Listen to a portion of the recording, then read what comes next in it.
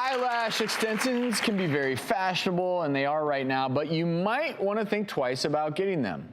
Emphasis on might, M-I-T-E. Recently, more than a dozen women showed up at Orlando's Eye Institute with burning, crusting eyelids, and doctors found that their eyelash extensions were teeming with mites. Joining the conversation via Skype, ophthalmologist Dr. Boxer Wachler. So, have you seen this, and what's going on with these eyelash extensions? It's caused by this mite called Demodex, and it attaches to the eyelashes.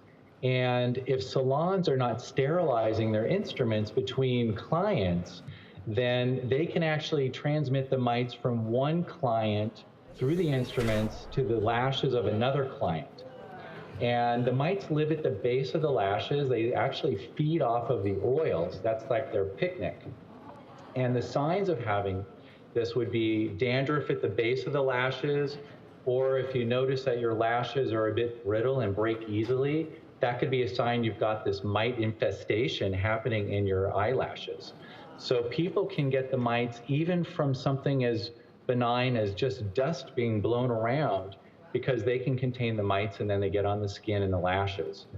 We all don't have these mites, but we are all susceptible to them, and eyelash extensions can increase the risk. I do want to point out, though, that these mites, the Demodex mites, are normal. This is considered a normal flora of your skin and your follicles. And the thought is that some people just have much higher counts of this mite. In fact, there's some schools of thought, and I know this sounds really gross, but Demodex follicularum is a normal flora. We're all sort of microbiomes. We have natural different organisms that are meant to live on our skin and our hair. But what's happening here is when people get these eyelash extensions, they're told often not to wash the lashes because they're trying to preserve the glue. And they're trying to get that full 3 weeks, because these are not cheap. These are $300. And so when you don't clean those oils off properly, you can get a proliferation. You can get many, many more of these mites, which then leads to that dandruff-like eruption. But there are a lot of schools in dermatology that think that many of the skin issues that people have, like rosacea, are actually related to having higher counts or certain types of these Demodex mites. I like being mighty.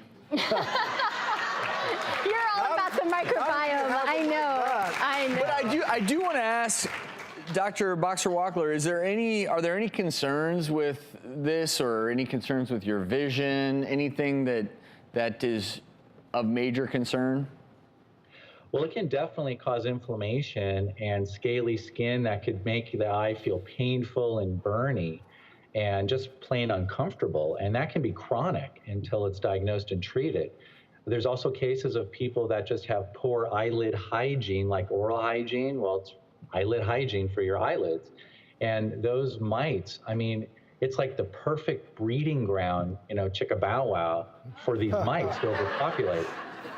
So the best way to, if you fear you have this or you get evaluated and you just for whatever reason have a mite infestation, what's the best way to say au revoir to the mites? Even if you don't speak French, you can still get rid of them with solutions that contain tea tree oil, because that kills the mites and helps clean the lashes.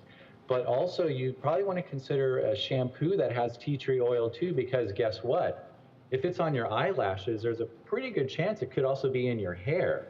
So using that shampoo can help. And then also take your pillowcases off, take your bed sheets off, wash them in like hot water to try to kill those mites as well, because they could have gotten on the sheets and pillowcases.